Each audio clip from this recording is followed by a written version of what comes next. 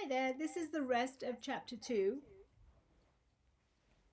Another time, Aunt Petunia had been trying to force him into a revolting old jumper of Dudley's, brown with orange baubles. The harder she tried to put it over his head, the smaller it seemed to become, until finally it might have fitted a glove puppet, but certainly wouldn't fit Harry. Aunt Petunia had decided it must have shrunk in the wash, and to his great relief, Harry wasn't punished. On the other hand, he'd got into terrible trouble for being found on the roof of the school kitchens. Dudley's gang had been chasing him as usual, when, as much to Harry's surprise as anyone else's, there he was, sitting on the chimney. The Dursleys had received a very angry letter from Harry's headmistress, telling them Harry had been climbing school buildings. But all he tried to do, as he had shouted at Uncle Vernon through the locked door of his cupboard, was jump behind the big bins outside the kitchen doors. Harry supposed that the wind must have caught him in mid-jump. But today nothing was going wrong. It was even worth being with Dudley and Piers to be spending the day somewhere that wasn't school, his cupboard, or Mrs. Figg's cabbage-smelling living room. While he drove, Uncle Vernon complained to Aunt Petunia. He liked to complain about things. People at work, Harry. The council, Harry. The bank, and Harry were just a few of his favorite subjects. This morning it was motorbikes, roaring along like maniacs, the young hoodlums, he said, as the motorbike overtook them. I had a dream about a motorbike, said Harry, remembering suddenly. It was flying. Uncle Vernon nearly crashed into the car in front. He turned right around in his seat and yelled at Harry in his face, like a gigantic beetroot with a mustache. Motorbikes don't fly! Dudley and Piers sniggered. I know they don't, said Harry. It was only a dream. But he wished he hadn't said anything. If there was one thing the Dursleys hated more than him asking questions, was his talking about anything acting in a way it shouldn't. No matter what, if it was a dream or even a cartoon, they seemed to think he might get dangerous ideas. It was a very sunny Saturday, and the zoo was crowded with families. The Dursleys bought Dudley and Piers large chocolate ice creams at the entrance, and then let's try that again. The Dursleys bought Dudley and Piers large chocolate ice creams at the entrance, and then, because the smiling lady in front of the van had asked Harry what he wanted before they could turn him away, they bought him a cheap lemon ice lolly. It wasn't bad either, Harry thought, licking it as he watched a gorilla scratching its head and looking remarkably like Dudley, except that it wasn't blonde. Harry had the best morning he'd had in a long time. He was careful to walk a little way apart from the Dursleys, so that Dudley and Piers, who were starting to get bored with the animals by lunchtime, wouldn't fall back on their favorite hobby of hitting him. They ate in the zoo restaurant, and when Dudley had a tantrum because his Knickerbocker glory wasn't big enough, Uncle Vernon bought him another one, and Harry was allowed to finish the first. Harry felt afterwards that he should have known it was all too good to last. After lunch they went to the reptile house. It was cool and dark in there, with lit windows all along the walls.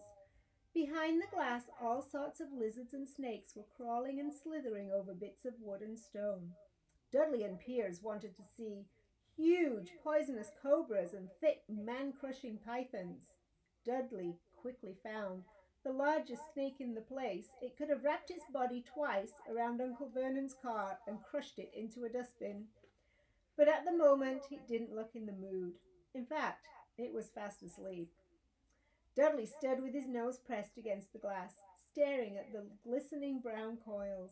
Make it move, he whined at his father. Uncle Vernon tapped on the glass, but the snake didn't budge. Do it again, Dudley ordered. Uncle Vernon rapped on the glass smartly with his knuckles, but the snake just snoozed on.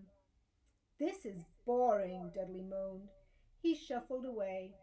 Harry moved in front of the tank and looked intently at the snake. He wouldn't have been surprised if it had died of boredom itself.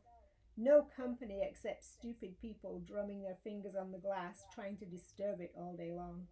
It was worse than having a cupboard as a bedroom, where the only visitor was Aunt Petunia hammering on the door to wake you up. At least he got to visit the rest of the house. The snake suddenly opened its beady eyes.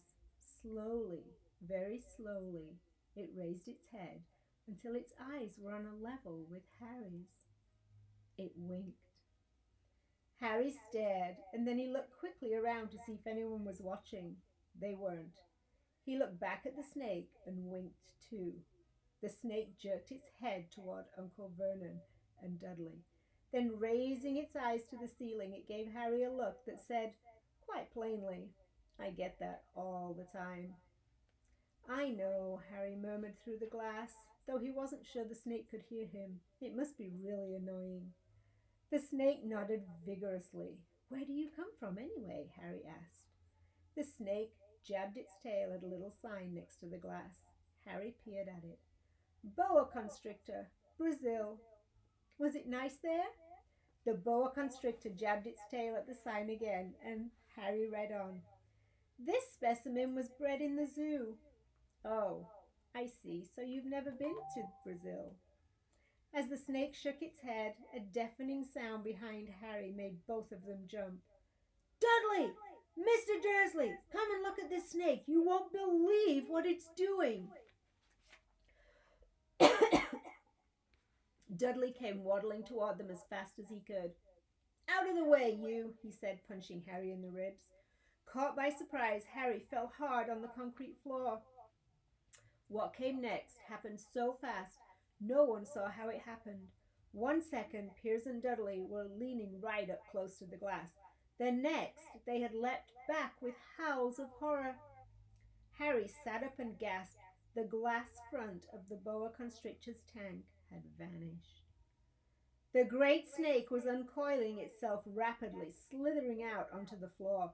People throughout the reptile house screamed and started running for the exits. As the snake slid swiftly past him, Harry could have sworn a low, hissing voice said, "Brazil, here I come. Thanks, amigo." The keeper of the reptile house was in shock. "But the glass," he kept saying. "Where did the glass go?" The zoo director himself made Aunt Petunia a cup of strong, sweet tea, while he apologized over and over again. Piers and Dudley could only gibber. As far as Harry had seen, the snake hadn't done anything except snap playfully at their heels as it passed. But by the time they were all back in Uncle Vernon's car, Dudley was telling them how it had nearly bitten off his leg, while Piers was swearing it had tried to squeeze him to death. But worst of all, for Harry at least, was Piers calming down enough to say, "Harry was talking to it, weren't you, Harry?" Uncle Vernon waited until Piers was safely out of the house before starting on Harry. He was so angry he could hardly speak. He managed to say, "Go! Cupboard! Stay! No meals!" before he collapsed in the chair. Aunt Petunia had run to get him a large brandy. Harry lay in his dark cupboard much later, wishing he had a watch. He didn't know what time it was, and he couldn't be sure the Dursleys were asleep yet. Until they were, he couldn't risk sneaking to the kitchen for some food. He'd lived with the Dursleys almost 10 years. 10 miserable years. As long as he could remember, ever since he'd been a baby, and his parents had died in that car crash. He couldn't remember being in the car when his parents had died. Sometimes, when he strained his memory during long hours in his cupboard, he came up with a strange vision, a blinding flash of green light, and a burning pain on his forehead. This, he supposed, was the crash, though he couldn't imagine where the green light came from. He couldn't remember his parents at all. His aunt, uncle, never spoke about them, and of course he was forbidden to ask questions. There was no photographs of them in the house. When he had been younger, Harry had dreamed and dreamed of some unknown relation coming to take him away, but it had never happened. The Dursleys were his only family.